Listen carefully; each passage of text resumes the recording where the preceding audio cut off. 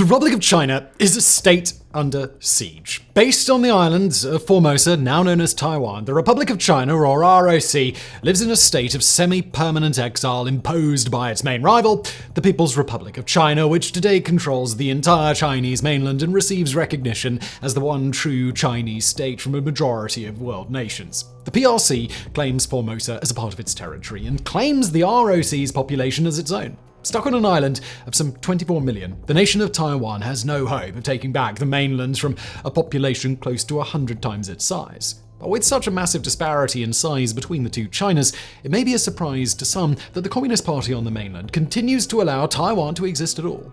The reason it does lies in a military doctrine colloquially referred to as a porcupine strategy. Taiwan knows damn well the threat coming from China. Taiwan understands that it couldn't hold out for long under direct assault, so instead, Taiwan has chosen to make a solemn promise to the People's Republic of China. Attack us, and so long as we live, we will make you bleed. We will show you pain, and we will make you regret ever coming to our island. It is this solemn promise that we're going to explore today in a deep dive into the doctrine that has kept Taiwan alive thus far, and a close examination of whether or not it's a strategy that will protect Taiwan in the future.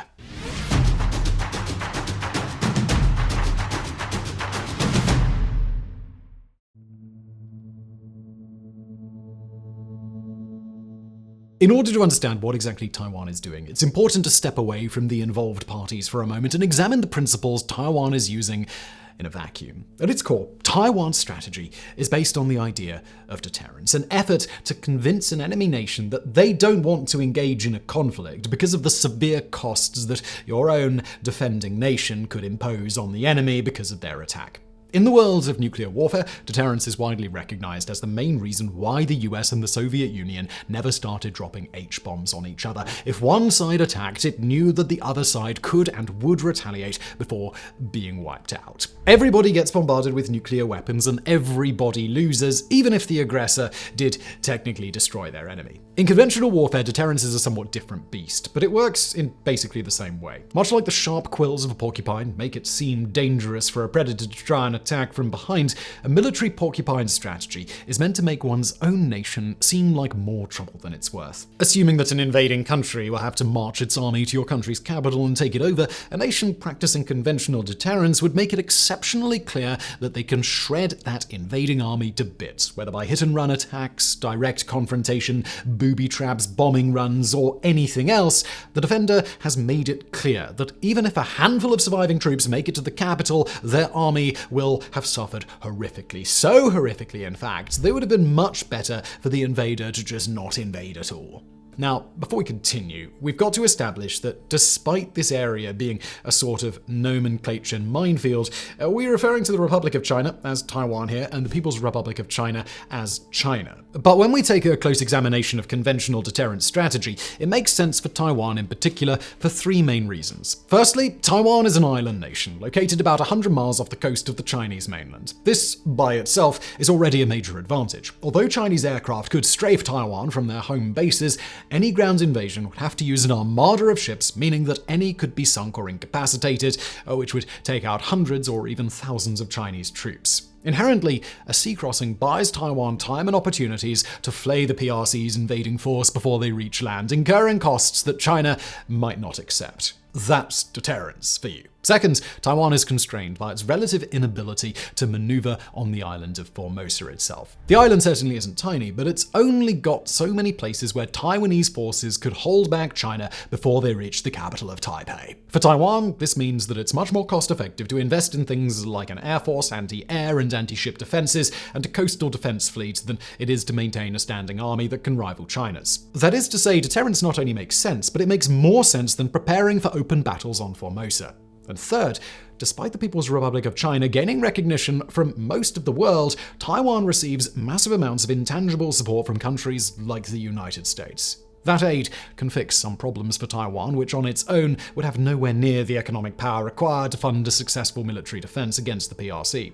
Internationally, support can't fix all of Taiwan's problems. For example, it can't put more people in Taiwan's standing military, but what it can do is supply weapons, ammunition, and equipment. And it doesn't take a military genius to figure out that weapons that can deter a Chinese attack are more useful than trying to give, say, Taiwan more guns than they could possibly use. Taken together, these factors make deterrence into the most cost-effective, realistic way for Taiwan to maintain its sovereignty, while simultaneously ruling out the other options that Taiwan might consider. In an ideal world, Taiwan's use of these strategies could conceivably prevent China from attacking at all. And it's worth pointing out that, as of the writing of today's video, China has successfully been dissuaded from making an attack. Now, of course, we hope that's still true when this video comes out, otherwise the world's about to get extremely spicy. But even if Taiwan can't convince China to avoid attacking forever, it buys itself precious time to get more and better weaponry, as well as refine its strategy, and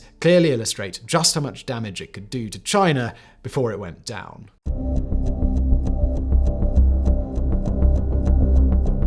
Now, most nations on Earth have a general interest in denying the full extent of their military capabilities. After all, the element of surprise is essential, and exposing a new weapon in the heat of battle is a massive advantage. But for Taiwan and other nations that depend on deterrence, it actually hurts them to keep their military capabilities secret. After all, China can't be scared away from attacking by a weapon system or technology that they know nothing about. For that reason, Taiwan is heavily incentivized to make it extremely clear to China what it has in its arsenal, how it plans to defend the island of Formosa, and just how willing it is to unleash hell.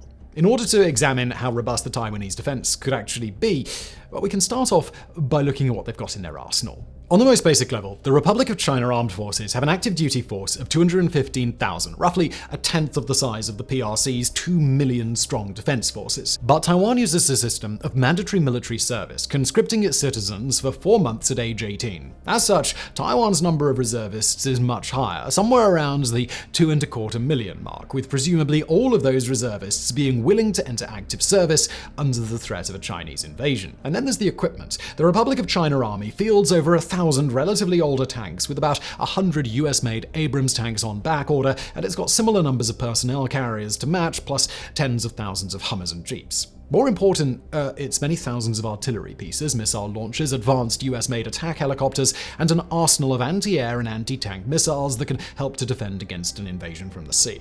And speaking of the sea, the Republic of China Navy employs 4 destroyers, 22 frigates, 11 corvettes, a handful of submarines, and dozens of auxiliary attack ships with enough extremely powerful anti-ship missiles to make any invaders think twice. Finally, the Republic of China Air Force has been consistently frustrated by the United States' refusal to send 5th-generation F-35 fighter aircraft, but it makes do with well over 100 American F-16s and 103 indigenously produced Taiwanese Ching-Kuo fighters, with all the missiles and bombs a fighter pilot could ever want.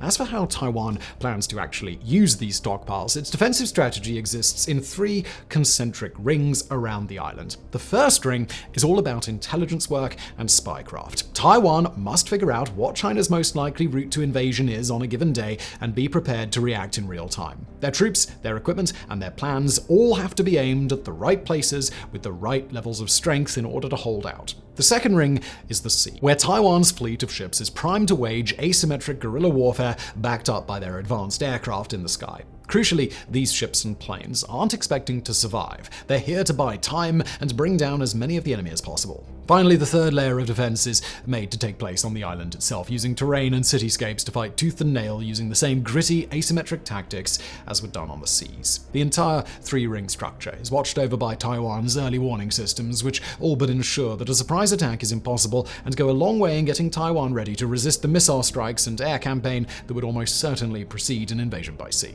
But the reality is that if China were to invade anyway, China wouldn't be the only one taking heavy casualties. The human cost on Taiwan would also be horrific. And in fact, this defensive architecture all but ensures that it'd be horrific. But the entire practice of deterrent works because Taiwan is willing to accept those losses, whereas China might not be so sure.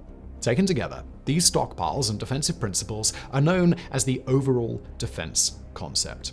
Taiwan has extensive plans for just how it wants to use these troops and equipment at each of the 3 rings of defense, and stresses battle tactics that depend on high-mobility counterattacks, camouflage, deception, and the ability to quickly repair and maintain their equipment in order to send it right back into battle. Taiwan's jungles, its mountains, and its cities are all part of the plan, and the entire defensive system is built to be redundant. That is, one particular base or airfield is protected by all the others. Taken together, this kind of interlocking multi-stage defense is Taiwan's best chance to be utterly unpalatable for China. A threat when pissed off rather than just docile prey.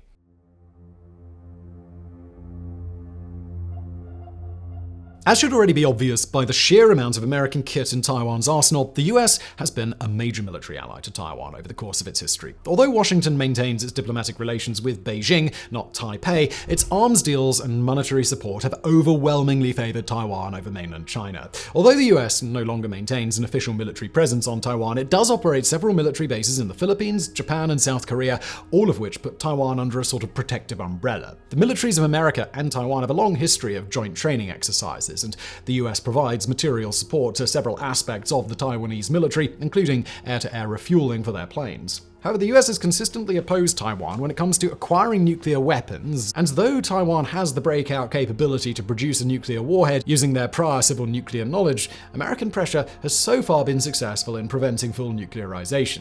Aside the US, international support for Taiwan has been a significant global flashpoint in the last year or two, as several Latin American nations have pulled their support in favor of strengthening their economic ties with mainland China.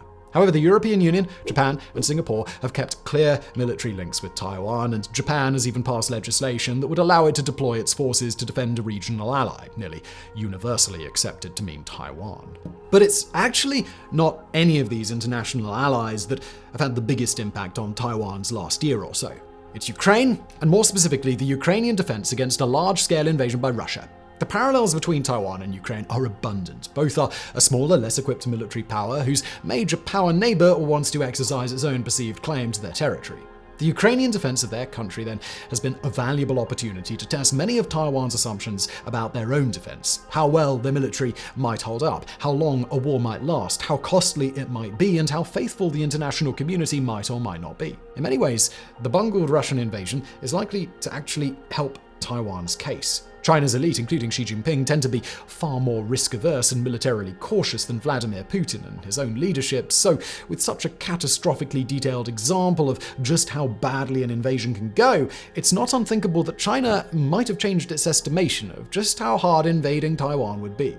Certainly, the war has confirmed to Beijing that if their plans fail and they get bogged down, it's not a simple thing to just restart their momentum. There's also the fact that invading Taiwan by sea is a lot harder than invading Ukraine by land in the first place, so if China's already looking at an uphill battle, then this additional component might give them more serious second thoughts. On the other side, the Ukrainian invasion has made it clear to Taiwan just how essential it is to be prepared for invasion. Done correctly, a defense of Ukraine appears to be working, but it's not hard to imagine that a less prepared version of Ukraine might have been overrun in weeks. Taiwan's public has been far more willing to engage with the Taiwanese military after Russia invaded Ukraine, with significantly greater acknowledgement of the need for a strong reserve military. The war's emphasis on small and unconventional arms like handheld missiles and naval drones have been a good roadmap on Taiwanese spending for the future. Civil leaders have ordered that Taiwan stockpile over a year's worth of critical drugs plus 6 months' supply of all other drugs in a direct response to the Ukrainian invasion.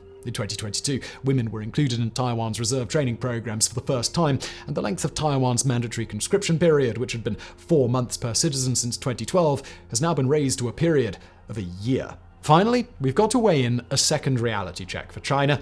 The international community is not afraid to send weapons and money to its beleaguered partner, and in a situation like Taiwan, with Japan, South Korea, the US, and possibly even Britain, Australia, and the Philippines all prepared to come to direct military aid in a way nobody wants to do for Ukraine, that bad situation can get nightmarish. And the fierce resistance in Ukraine, we hope, has made it clear to China that the Taiwanese population probably isn't going to roll over if China masses a fleet for invasion. Instead, they'll take up arms, forget many of their internal divisions, and rush to their country's defense.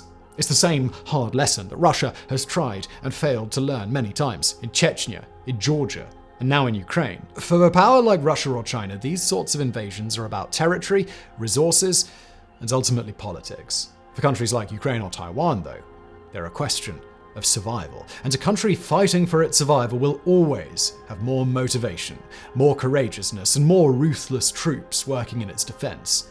The only question is whether those troops can slow the enemy down long enough to sue for peace before being overrun by sheer numbers. In Taiwan's case, it's not inconceivable to believe that they can do just that.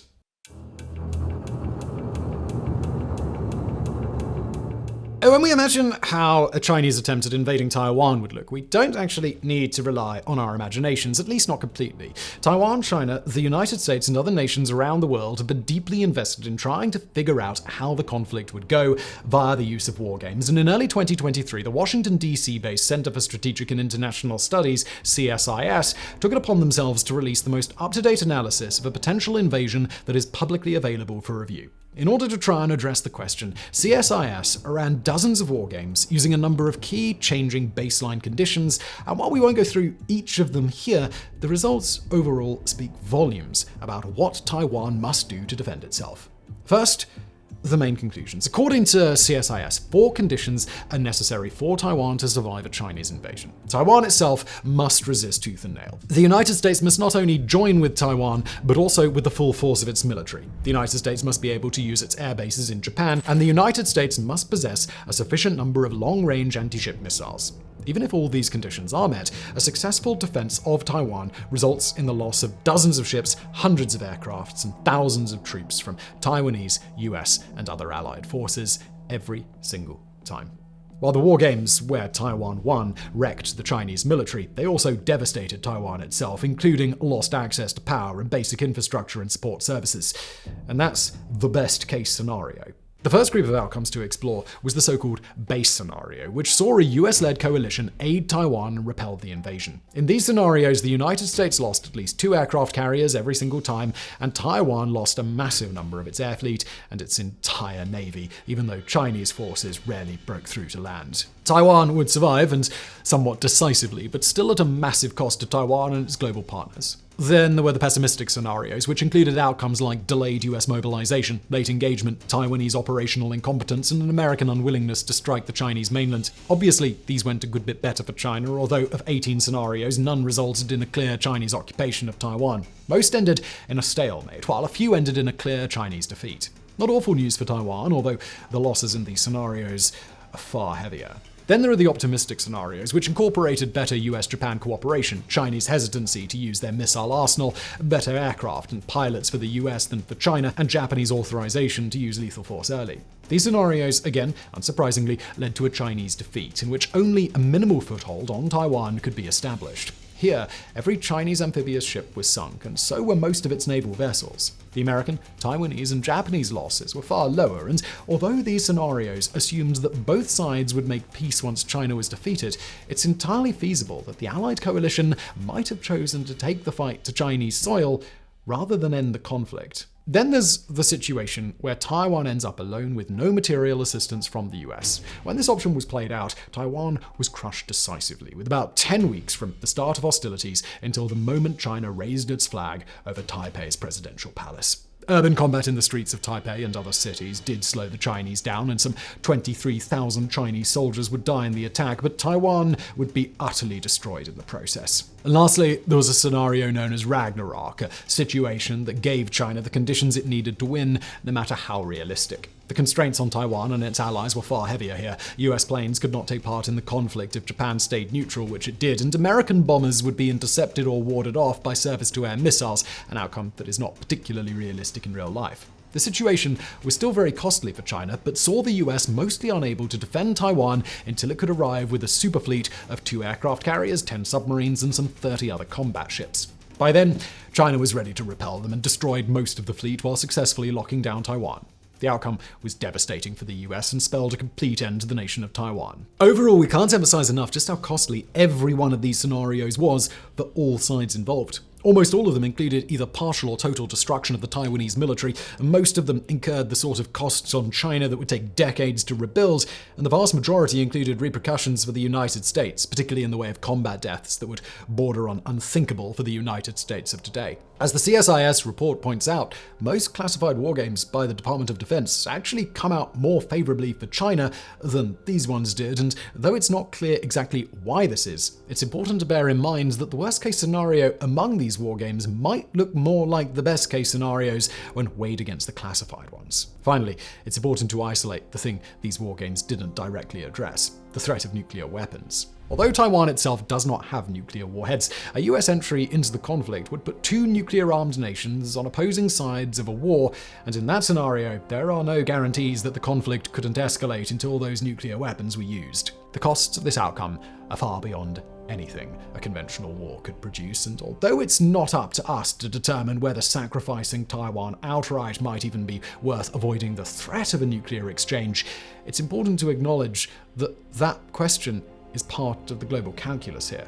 Very few of these wargame scenarios included a situation where American and Chinese troops didn't face off, and in every wargame where they did, the threat of nuclear escalation immediately became plausible. There is no telling what either nation might do to prevent a combat defeat, and although we can hope that neither side is willing to destroy the world over the island of Formosa, there are truly no guarantees. With such incredibly high stakes, it's even more important to determine whether or not Taiwan will ultimately be able to deter China from attacking at all. Whether the war games end in a Chinese victory or a Taiwanese one, every single outcome involves a level of death and destruction that the world does not appear to be ready to stomach. From there, it only gets worse. There's a certain level of devastation that will come with a war between China and Taiwan, and there is a far worse level of devastation that might follow behind. It's here where it really becomes evident that Taiwan's Porcupine strategy has to work. And it really does have to work. The alternative is a nightmare scenario, no matter which way you slice it, and we can only hope that such a future may never come to pass.